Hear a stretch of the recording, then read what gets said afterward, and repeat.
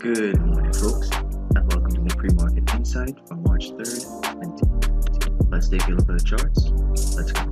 So we're taking a look at the S&P 500 futures, and we're coming in just about 8 points, a gap up, a very slight gap up given the ridiculously bullish price action that we had yesterday. Now, putting this all in context, we fell just about 13 or 14% in a matter of a week, and it was intense at its summit. And Friday's close perhaps took a lot of people by surprise. I know it definitely took me by surprise, where we essentially broke to new lows just after the lunchtime hour, and then we had a very strong rally in the last 15 minutes or so that took us to the highs of the day at around 29.70.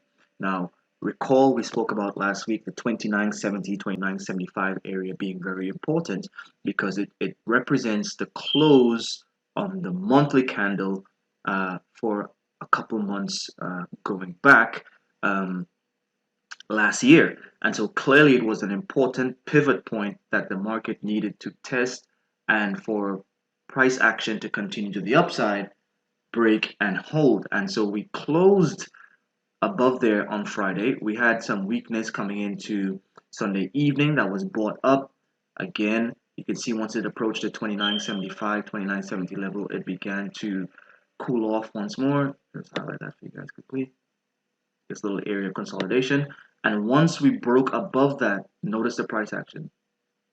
Big bullish bar to the upside that then met with them selling on Monday morning.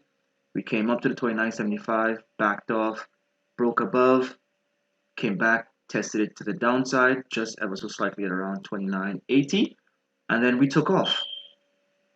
Trend day yesterday finishing on the highs of the day, and so statistically speaking, you usually get a gap up to follow, and in this scenario, buying strength usually begets buying strength, and so I would not rule out a test today of this 31.10 level. This 31.10 to 31.02 level is important given the price structure that we've had looking back to the left. So keeping it simple this morning, what are we looking for today? On the downside, we want to see this level here at around 30.10 to 30.12. 30.10 to around 30.13 hold. If we are going to not roll over at this point and retest lows, which I do not anticipate, but anything is possible, plan and prepare for what is probable. This 30.12 or so level needs to hold. I would look for relative strength into any weakness that we get into 30.12 to play for more upside heading into a retest of yesterday's highs here at 3100, then 3120, and then if we do get above that convincingly, then all skies are open and clear for a retest of, at the very least, this 31.75 level that we previously highlighted as a level of interest and importance because of the way that it caused price to respond once it got there on the way down. And so on the way up, it is also going to be an important level that we're going to keep our eyes on for market participant reaction. This is just the second day of a bounce that took approximately 5 days to wreck. And so there's no need to play hero. There's no need to be thinking you're going to buy and hold here and marry your position for forever. We still are going to have high volatility as the VIX is still elevated.